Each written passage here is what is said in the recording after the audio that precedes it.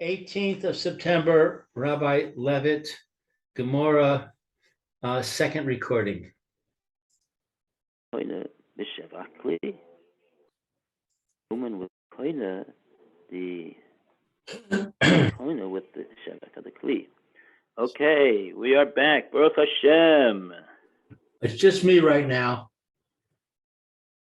And so, who was in the middle of reading the first statement of the Gemora from Rav Asi? I can read it if you want. Yeah. Here comes Phil. Please. Okay. Oh, good. Baruch Hashem. Rav Asi said the Mishnah was taught only with respect to where one gave a carpenter a carriage, a box, or a closet to drive a nail into them. And he drove a nail into them and broke them. Okay, that's what I read so far. Aval, right. Nasan le charash etzim la'asos shida teva umigdal. But if he gave the carpenter wood to make a carriage, a box, or a closet, va'asa mehem shida teva umigdal v'shib run, and he made from them a carriage, a box, or a closet, and then he broke them. He broke, I guess he broke what he made. Putter. Then he is not liable. My timer, why is that? Uman kone b'shevach kli. A craftsman acquires the improvement to the utensil. So in other words, he took the raw materials and he built them into something. And in that process, he acquired it. He acquired the carriage, the box, or the closet. So it's his. So now he breaks it, he broke his own thing, so he doesn't have to pay. He doesn't have to pay. He doesn't have to pay for the wood. He doesn't have to pay for the wood that the person gave him to make a kli out of. He acquired the wood by virtue of the improvement in the wood in making it into a kli. So at that point, the only thing that's there is the kli, and he's the one who owns it. Okay. Well, wait a second. Uman kone b'shevach kli. He acquires the shevach. Am I wrong? That does not include the wood. The wood is not the shevach, right? The shevach is what the improvement he made on the wood. Right. He got the wood that belonged to the it belonged to the balabait, the customer. Now he's taking that wood and he's doing really a shinui with it. He's transforming it for the better into a kli. So now he's made a kli. So now, point that the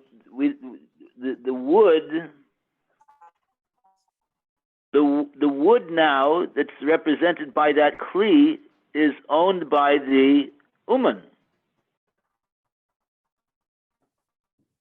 right? Just like if a guy, he's no worse than a goslin.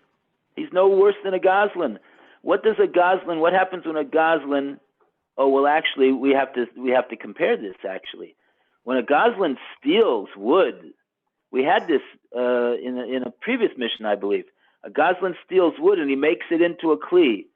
Now what's the din? If I remember correctly, the Goslin doesn't have to give the kli back because he acquired the kli, and it's his. But he did steal wood, and so since he stole wood, he's going to have to give wood back.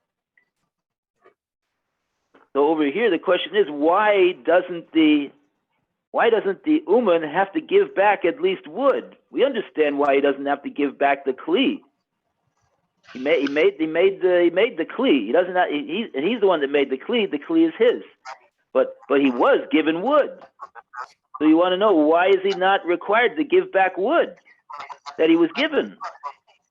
Well, I have a comment here that says it is required. It says, i.e., he does not have to pay for damaging the finished utensil which he, the craftsman, made, but merely for the wood that the owner gave him, according to the Malo Ha-Ro'im. Okay, that's one of the commentators in the back of the Gemora.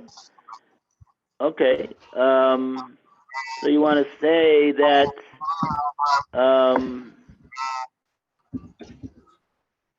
even that you can even say that that's implied in the words of the Gemora. What's the reason that he's exempt? He's exempt on having to pay. He's exempt on why? Because, so we want to know on what is he exempt exactly. So the Gemara says, you know why he's exempt? Because Uman Kona b'Sheva Kli. The Uman is Kona with the Shevach, the improvement that he made in the wood by fashioning it into a kli. Just the improvement, I want to say, not the raw materials. So in other words, he doesn't have to give, right. In other words, if the wood was he's kona with the sheva the kli.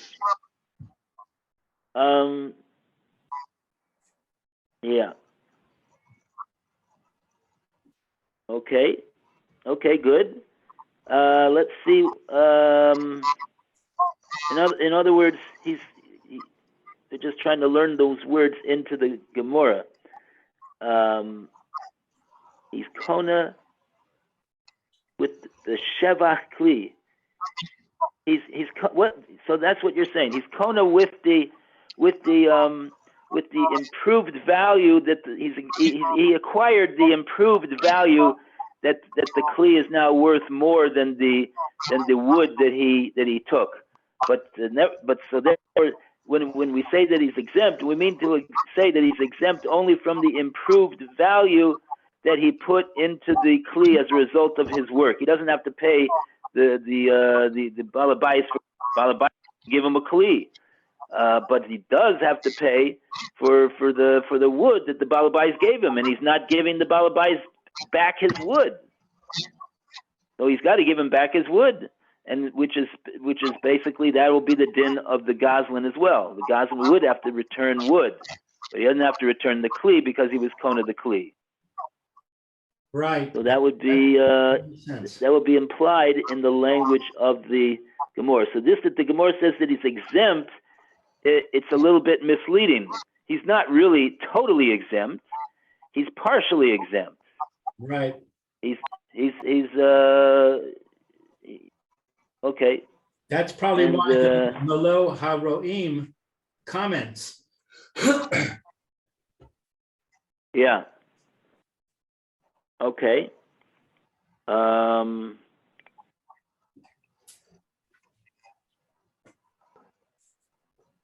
Right.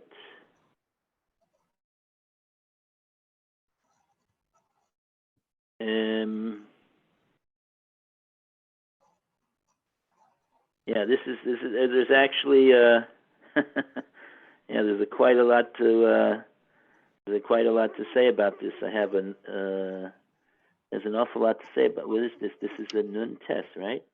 Nun test. Nun ches, right? Nun ches and nun test. Yeah, they have a lot of There's a lot of discussion over here. Yeah, I have a lengthy footnote that quotes the Rashba and the Ravad and the Chazon Ish. Right. Right. Oh, the Chazon Ish you have also. Yeah. And also the Birkas Abraham. And Rashi to Bava Metzia. There's a long footnote. Okay, so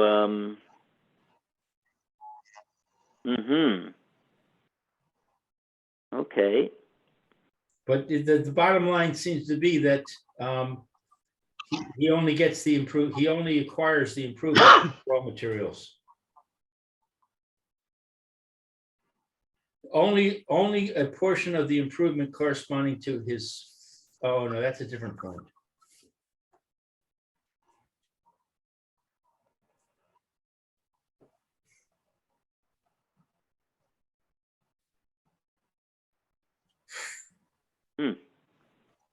Yeah, this is quite a involved thing over here. And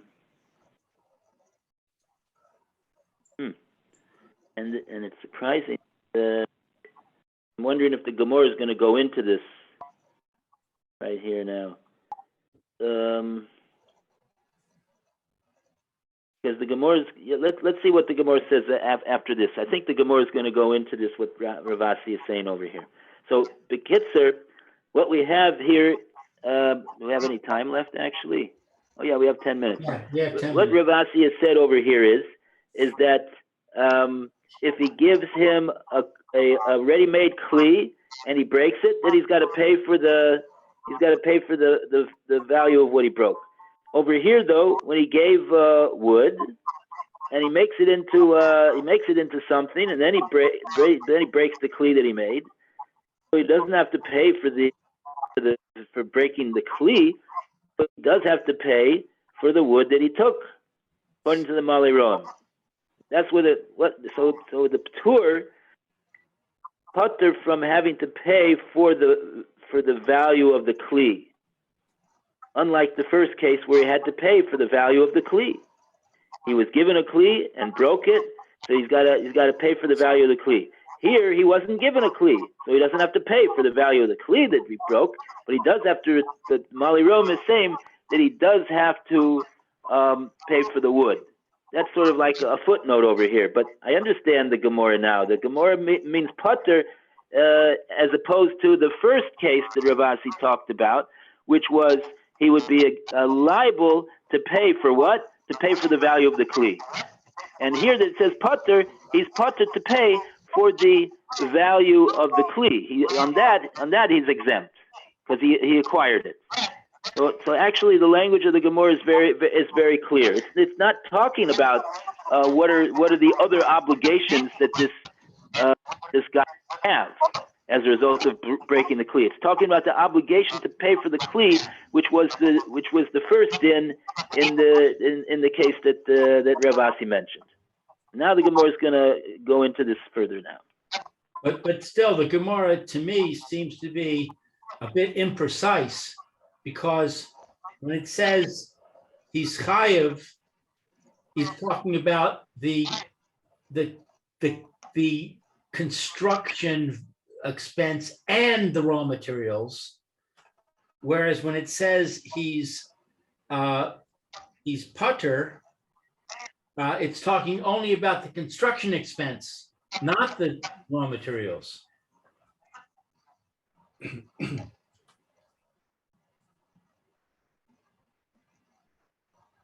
In the first din, what he's chayav to pay for is the value that was given to him. Right, which is everything, the raw materials and whatever value is in the construction. There wasn't. That's why it says he drove a nail. He drove a nail into the carriage, and the carriage broke. He didn't make any improvement in the carriage. Doesn't I didn't say say in he the made an first case that improvement, but I said he there's made any there's two improvement. components to the value of the carriage. There's the raw materials and there's the cost of construction. No, I don't look at it like that. You look at it the carriage. He gave him a carriage. Well, the How reason much I is this think you carriage have to worth? look at it that way is because in the second case, those two components are clearly delineated. In the second case also. What did he give him? He gave him wood. So when he gives what's him he wood putter and he on? makes it into a kli, in other words, he makes it into a carriage. The first case he gave him a carriage and he broke it. Oh, there he's got to pay for the carriage. In the second case, he gave him wood and he made it into a carriage. So he's putter. He's putter on what? He's putter on exactly that which the first case told us. He's putter on having to pay for the carriage. He's putter on having to pay for the carriage because he made the carriage. He owns the carriage. That's what Ravasi wants to tell us. So the first case is got to pay for the carriage. The second case is he's exempt on having to pay for the carriage. Why is he exempt on having to pay for the carriage? Because he owns the carriage. Oh, he owns the carriage? Yes, because he made it. In the first case, he did not make the carriage. He was given the carriage. So since he was given the carriage, when he breaks the carriage, he's got to pay for the carriage. In the second case, he was not given a carriage. He made a carriage. And then when he breaks the carriage, he doesn't have to pay for that carriage. Why not? He acquired it because he's the one that made it.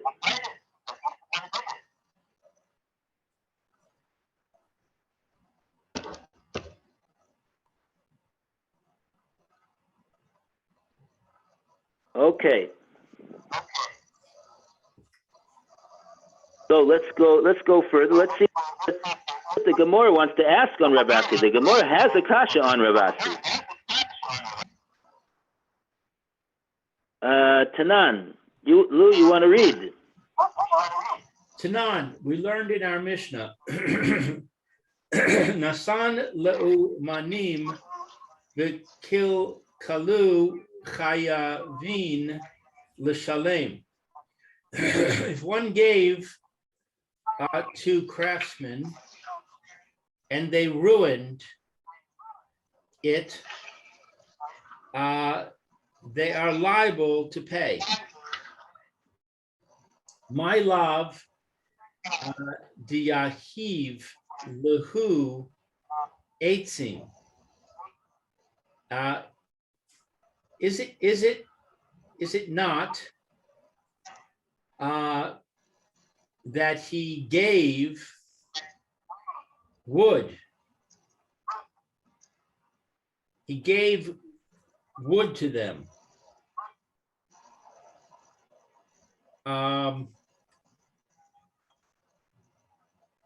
All right, so it's making a supposition here that in the first case, when it says he gave craftsmen, now interesting, if you look at the Mishnah, it says he gave them to fix. So when it says my love, it's saying that when he gave him to fix means that he gave him wood and it said build a thing, which I would not call that fixing. I would call that making. But there, the Gemara is saying no, it means it's the same thing. Fixing means making in this case. Okay, so the Gemara answers no.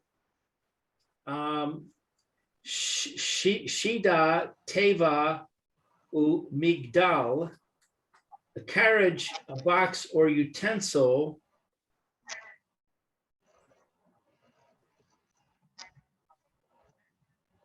Oh, so they're saying no, he didn't give him wood, he gave him the whole thing. So the Gemara seems to be making the first and the second case identical.